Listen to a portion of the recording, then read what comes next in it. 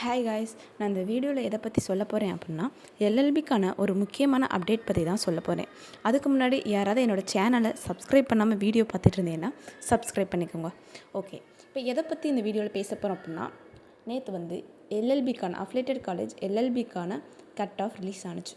நிறையா பேருக்கு மெயில் வந்திருக்கும், நிறையா பேருக்கு மெயில் வந்திருக்காது. இப்போ அதை பற்றி தான் இந்த வீடியோவில் பேச போகிறோம். ஃபஸ்ட், மெயில் வந்தவங்க எல்லாருமே உங்களோட டாக்குமெண்ட்ஸ் எல்லாமே கரெக்டாக அப்லோட் பண்ணிடுங்க. ஒரு சிலருக்கு எப்படி இருக்குன்னா, மெயில் வந்திருக்காது, ஆனால் சர்டிஃபிகேட் அப்லோட் பண்ணுற ஆப்ஷன் காட்டும். அப்படி ஆப்ஷன் காட்டினாலுமே நீங்கள் செலக்ட் ஆகியிருக்கீங்க அப்படின்னு தான் அர்த்தம்.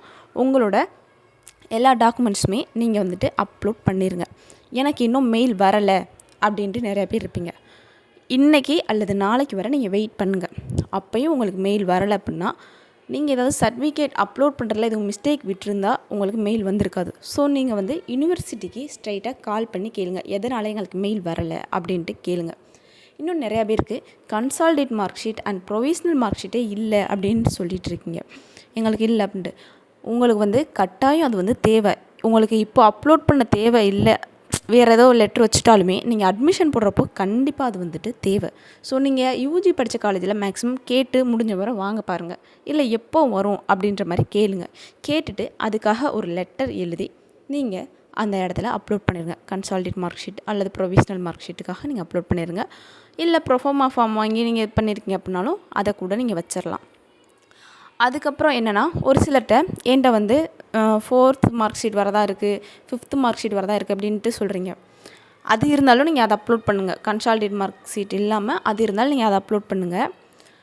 இல்லை அந்த மார்க் ஷீட்டு ஓவரால் மார்க் ஷீட்டும் இருக்குது, 4th செம் வரை எனக்கு மார்க் ஷீட் இருக்குது அப்படின்னு சொல்கிறவங்களாம் கன்சால்டேட் மார்க் ஷீட்டை அப்லோட் பண்ணுங்கள்.